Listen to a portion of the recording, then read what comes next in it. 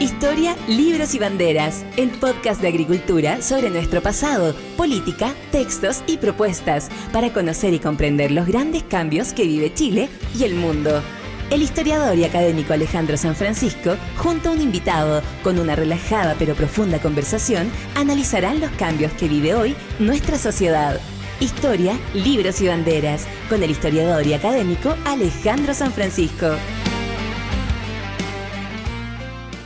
En CMPC llevamos un largo camino fortaleciendo nuestro trabajo, lo que nos ha permitido desarrollar distintas iniciativas junto a comunidades, por ejemplo, con la recuperación de un árbol extinto o el restablecimiento de agua potable en zonas rurales, la conexión del turismo y cultura a través de una sola ruta, o también el desarrollo de envases reciclables y amigables con el medio ambiente. Son esos y otros desafíos los que hoy nos permiten creer en el valor de las soluciones inspiradas en la naturaleza. CMPC, creando valor natural. Conoce más en cmpc.com.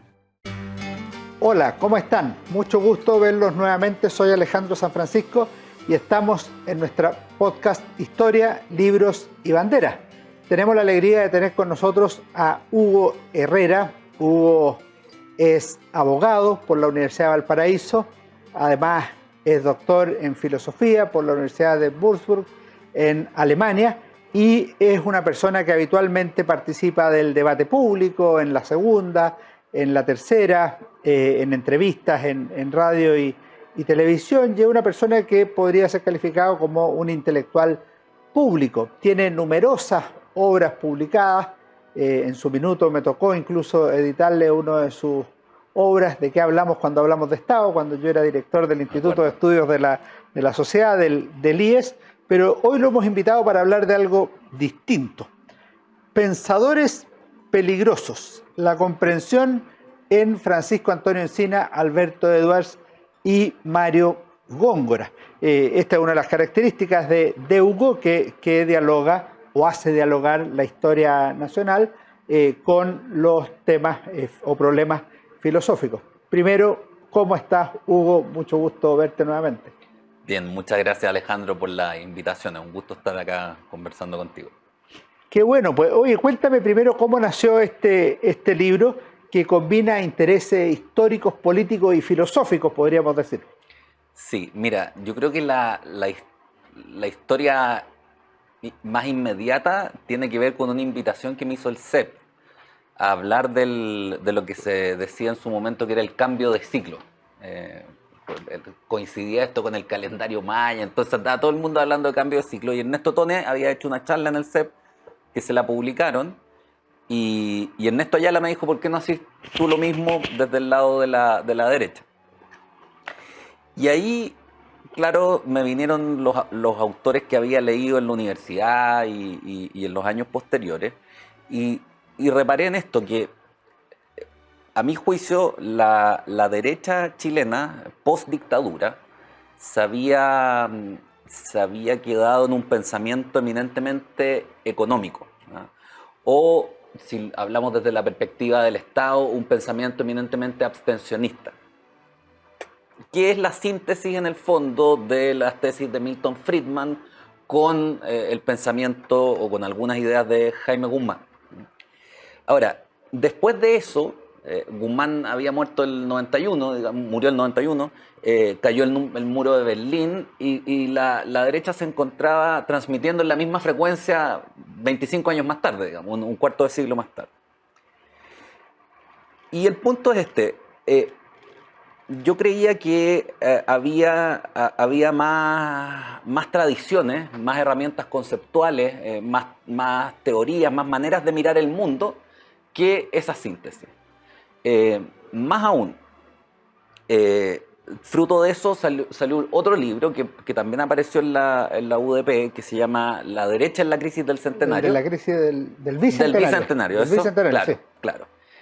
Y ahí por primera vez en el artículo y en el libro que salió después, porque el artículo me llevó a un libro, traté de reparar en la importancia que tenían los pensadores más antiguos de la derecha chilena en un sentido amplio. Yo sé que el término derecha en sentido más estricto vale desde, qué sé yo, los años 30, pero si uno puede hablar de un pensamiento en términos amplios, que nutra la comprensión del sector en el momento actual, entonces uno podía incorporar autores como estos.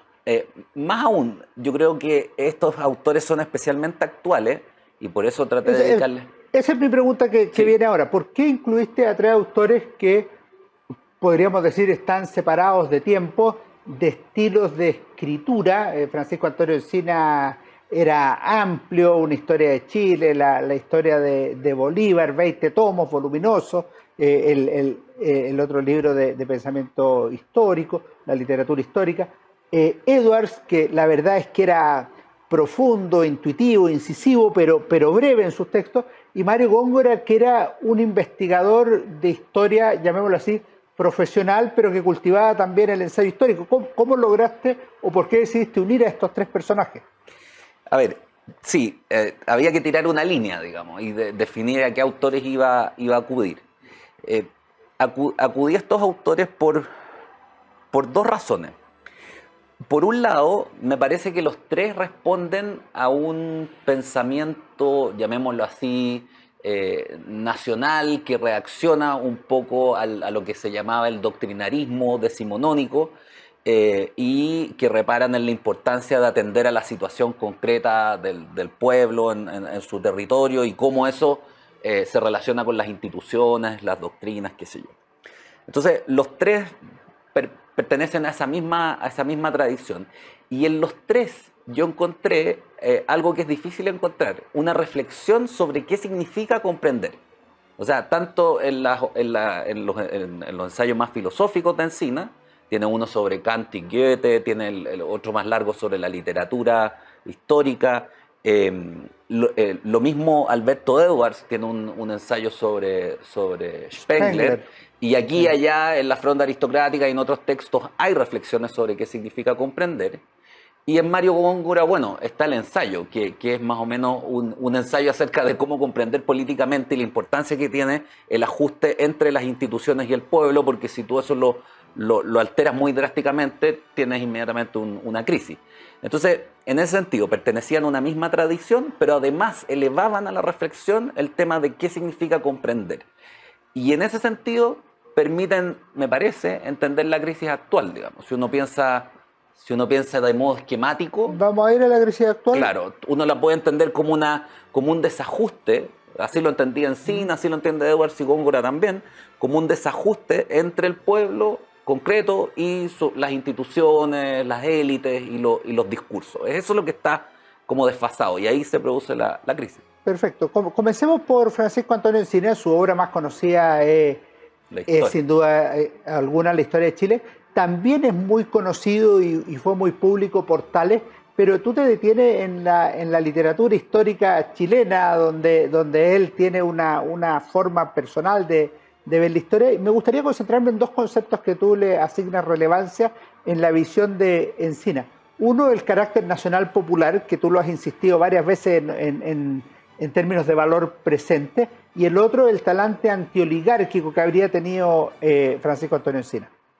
Sí, a ver, creo que el énfasis lo pongo en la literatura histórica y en los ensayos más filosóficos, porque es ahí donde desarrolla más esta idea de qué es comprender. La historia, por cierto, que es un agrado leerla y tiene algunas reflexiones sobre la comprensión que también cito, pero claro, en la literatura histórica está más desarrollado eso.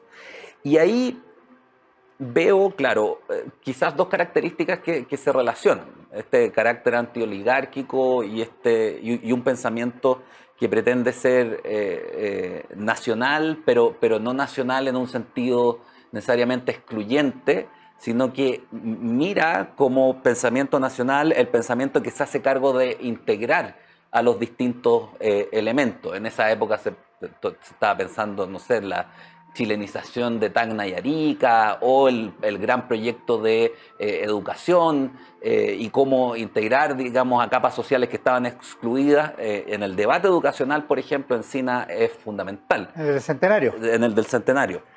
Secundado por Darío Salas, digamos, en un gran congreso que hubo en esa época. Y en ese sentido me parece que también es antioligárquico. ¿Por qué? Porque su diagnóstico es que estamos en una crisis y que esa crisis depende de élites que han devenido oligárquicas, o sea, que han perdido capacidades comprensivas, han perdido capacidades de captar cómo brindar la articulación a la situación popular en instituciones adecuadas. Y en ese sentido él valora mucho, quizás excesivamente, dirán algunos, a Portales. O sea, superlativo. Claro, y una de las características que él le reconoce a Portales es precisamente su visión respecto de los alcances y los límites de la oligarquía, o de la clase alta, o de las élites. Precisamente el constructo de la presidencia de la República es un invento que busca contener a las élites, aprovechar su fuerza, pero conteniéndola y contrapesándola. Y de ahí sacar algo así como un régimen republicano o de división del poder que creo que funciona bien o mal. Estamos en otra crisis, digamos, pero hasta el día de hoy.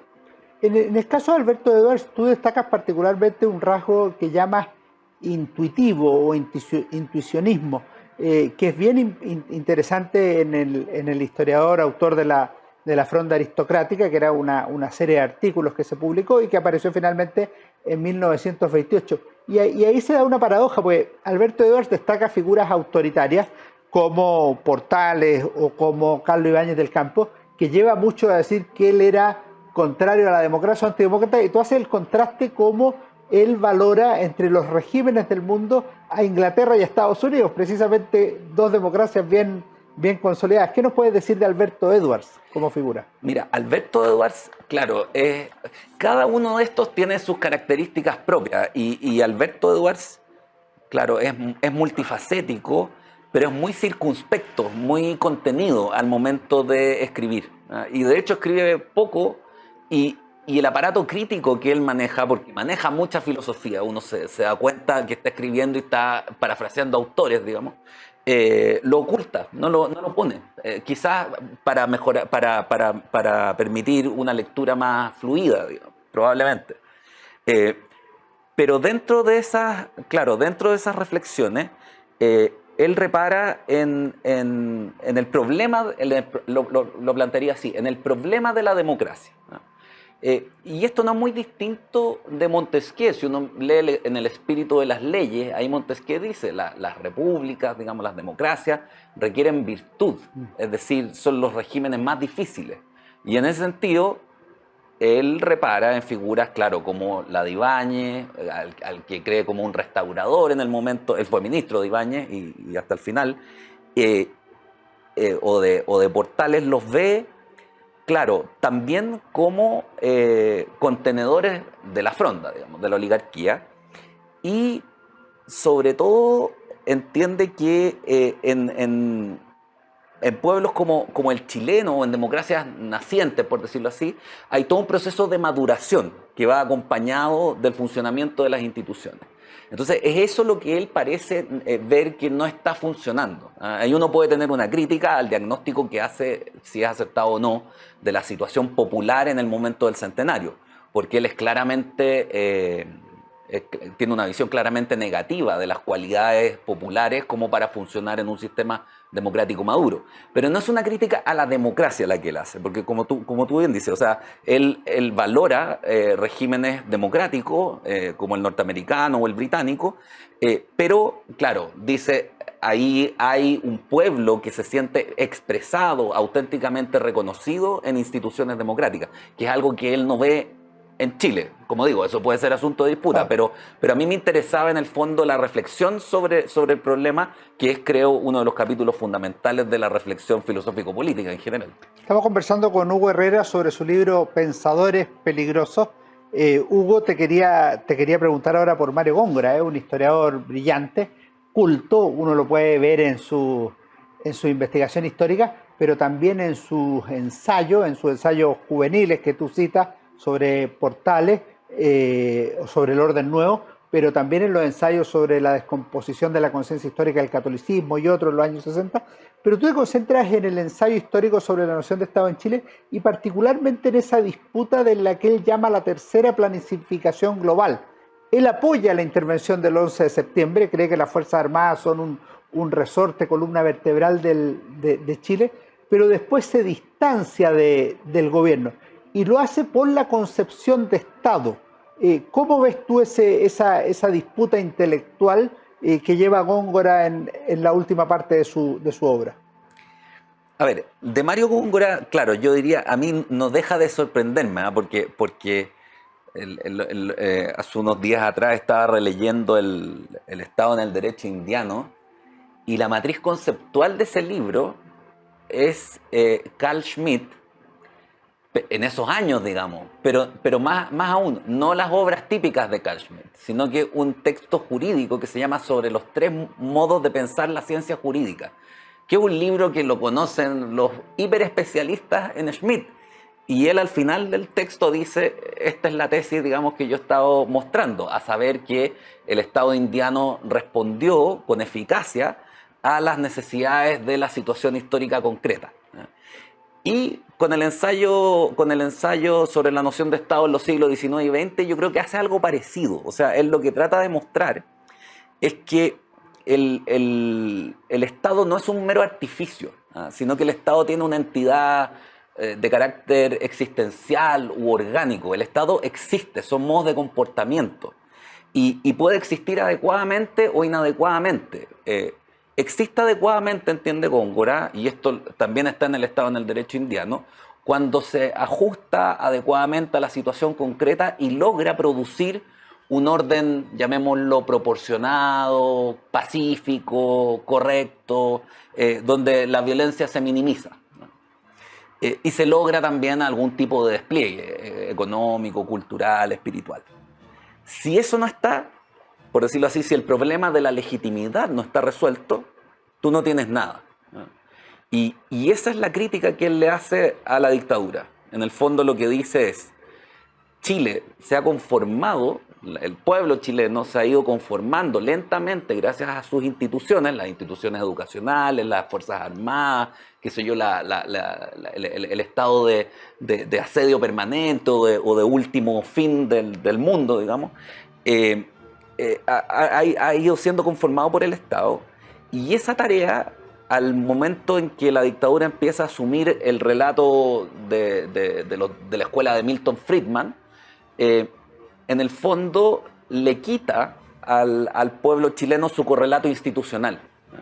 Y lo que él ve que va a quedar es una especie de vacío, porque el mercado no educa, el mercado lo único que hace es favorecer los intereses particulares, pero no genera educación, no genera convivencia, no genera cultura. Es cierto que en algún sentido uno podría decir que en tanto que libera las relaciones comerciales, produce un efecto civilizatorio que le reconocía Montesquieu, pero comparado con el Estado hay una labor ahí cultural que está siendo abandonada, ¿no? Y él ve eso como el desencadenante de una crisis, ¿no?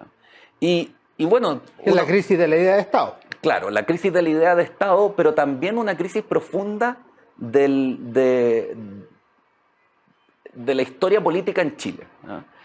Y si uno pudiera retrotraer las raíces de la actual crisis, yo creo que Góngora no andaba tan equivocado, digamos. Si uno piensa, ¿dónde está el meollo del asunto entre nosotros, ¿no? En que al parecer el mercado ha tenido desarrollos institucionales más rápidos que los desarrollos institucionales que ha tenido el Estado. Tenemos un Estado bastante anquilosado, no tenemos una burocracia como la francesa, digamos. Aquí la derecha repite muchas veces el dogma de que el mercado es más eficiente que el Estado, pero si tuviéramos burócratas franceses, probablemente el asunto sería distinto. Esta idea de creación de institucionalidad, que es yo creo que lo que está determinando la crisis, este déficit de institucionalidad, Góngora lo vio en esos años, digamos. En ese sentido el ensayo creo que es premonitorio. Pero como contrapartida tenemos una sociedad civil más activa y un Estado mucho más activo en apoyar a la sociedad civil. O sea, si tomamos el tema que tú mencionabas hace un rato, que es el de la educación, hoy día la gente que puede educarse se ha multiplicado varias veces respecto a la que se educaba antes por el Estado, y eso lo hace con recursos propios y con recursos del Estado. Y eso al menos es un crecimiento en expansión educacional respecto de lo que existía, ¿o no? Sí, pero yo te diría, o sea, por ponerlo en términos de Góngora, o sea, ¿qué podría? yo no me atrevo a hacer un análisis sociológico detallado, pero desde la perspectiva de Góngora, ¿qué se podría decir? Que efectivamente se ha expandido la educación, que efectivamente se ha expandido el consumo, pero todo ha sido como a tirones revolucionarios, digamos. O sea, se pasó de que estudiara un 20% de las cohortes en la educación superior a que hoy día casi todos puedan ir a la educación superior. Y qué importaba endeudarse, y qué importaba la calidad, y qué importaba... En el tema del consumo fue más o menos así. De un día para otro se liberalizó casi todo en Chile y se desarrolló una clase pequeño burguesa que ha ido creciendo, sin duda, pero cuyo crecimiento no ha sido acompañado necesariamente por barrios adecuados, por entornos adecuados, por estructuras comunitarias adecuadas, por educación. Y ahí tenemos fenómenos como lo que Lucio Porto llama el lumpenconsumismo, digamos, que es como la peor cara de una sociedad de consumo expandida velozmente, pero sin un aparato cultural que la respalde y la vaya educando, porque al final puro consumo, digamos, sin educación, termina deteriorando la vida colectiva también. En el plano que tú alcanzaste a insinuar, ¿por qué Edwards, Góngora, Francisco Antonio Encina son autores de actualidad? ¿Por qué pueden leerse con interés por un chileno hoy y por qué podrían dar algunas claves para la crisis actual de Chile? Claro. A ver, mira, yo creo que lo primero que hay que hacer para poder reparar en la actualidad de estos autores es ver cómo la forma que tiene la crisis. Esta crisis no es una crisis de bandos, aunque a veces lo parezca. Ahora que hay mucha tensión, digamos, en el ambiente, uno puede decir que hay crisis de bandos. Pero en general es más una crisis vertical. O sea, son las élites, sus discursos, las instituciones, las que no son reconocidas por el pueblo. Y ahí tú tienes un problema de legitimación severo. Entonces, estos autores tematizan justamente ese problema. Cómo el Estado, en el caso de Góngora, cómo las élites, en el caso de Edwards, cómo la figura del presidente de la República, en el caso de Encina, estoy poniendo ejemplos, pero los tres reflexionan sobre los tres asuntos en distintos grados, inciden en la conformación de un orden pacífico y en el ideal desplegante. Y si la crisis es esa, bueno, en estos autores creo que tenemos herramientas mucho más concretas de las que usualmente disponemos, porque creo que la discusión en Chile se ha ido volviendo de bandos que desmerecen, por decirlo así, el papel que tiene la conversación en la política. No digo necesariamente la negociación, sino la conversación como un ámbito en el que tú puedes intercambiar opiniones, pero no necesariamente para ir a pelear y convencer, sino para convivir. Yo creo que esa parte de la política, lo mismo que la creación de instituciones, para la cual se requiere inventiva más que doctrina, ha sido soslayada por un debate que en muchos casos simplifica demasiado el asunto. De un lado tú tienes una derecha que a veces enaltece el mercado a grados insólitos y desmerece el papel institucional que tiene el Estado. Y por otro lado, tú tienes una izquierda que en el esquema contrario, digamos, enaltece el Estado a niveles insostenibles y al mercado lo moraliza, digamos, lo condena moralmente, como mundo de Caín, qué sé yo, ámbito de alienación. Entonces ahí tú tienes un diálogo perfecto de sordos, porque lo que uno enaltece el otro lo demoniza. Que no llega a ninguna parte, por ende. Claro, entonces creo que esa dimensión inventiva, prospectiva, atenta a lo concreto de la política, es la que rescatan estos tres autores y yo creo que ahí está su carácter perenne, en cierto modo. Para irnos sacando al final, Hugo, de esta interesante conversación, te quería preguntar si en el transcurso de esta investigación o de otros trabajos te has encontrado con otros autores que tú creas que sea relevante mirar o leer para comprender mejor no solo la trayectoria histórica de Chile, sino que también para una comprensión de la política o de la crisis presente. Mira, yo en este caso voy a jugar de local, digamos. Seleccioné estos tres porque creo que son, en términos comparativos, superiores en la historia intelectual del país. No tienen, ni por las referencias de autores que manejan, o sea, los tres conocían a Kant, por ejemplo, y uno dice, ¿hasta dónde se conoce Kant hoy día? No lo conocemos bien y no se enseña bien en Chile en general. Bueno, estos tres ya lo manejaban. O sea, son de otra envergadura, están en otro nivel. Si uno busca sobre todo en los textos más reflexivos, y yo me atrevería a ponerlos a los tres en ese nivel. O sea, en la generación del centenario, por ejemplo, en Sina y Edwards, creo que están hay pluma buena en Tancredo Pinochet, por ejemplo. Darío Salas tiene ideas interesantes, pero por ejemplo comparémoslo con Recabarren, es otro rango de reflexión, digamos. Entonces, en ese sentido creo que son de una entidad superior. Sí. Perfecto. Defiende entonces a estos tres pensadores peligrosos la comprensión, según Francisco Antonio Encina, Alberto Edwards y Mario Góngora, libro publicado por la Universidad Diego Portales. Hugo, te tengo que preguntar una cosa que le hago a todos los invitados, te lo advertí. Sí. ¿Qué libros nos recomendaría? Y si no fuera recomendación, al menos, ¿qué libros te gustan? ¿Qué autores podrías comentarnos como para que creemos una especie de comunidad de lecturas entre nosotros? Mira, hay un libro que me leí, que estaba leyendo justo cuando me dijiste, digamos, que es de Carmen Laforet, que es una autora española, ya fallecida, pero que en la posguerra española escribió un libro que se llama Nada. Y es la historia de una estudiante universitaria que llega donde unos parientes a Barcelona a estudiar a la universidad. Y es un gran libro, en términos estéticos. Es un libro que va desde el relato de una adolescente que se va descubriendo, una mujer adolescente que se va descubriendo, tiene trazos de narración media gótica, la comparan ese libro le dicen como el guardián del trecenteno de España, digamos, porque se parece un poco, tiene esa mirada como auténtica del adolescente que mira las convenciones y se distancia un poco de eso. Además, está muy bien narrado. Eso en términos de lectura así de novela. Y en términos de lectura, bueno, es también una novela, pero de otro cariz, es un clásico, el Hyperion de Hölderlin. Es un libro que yo recomiendo.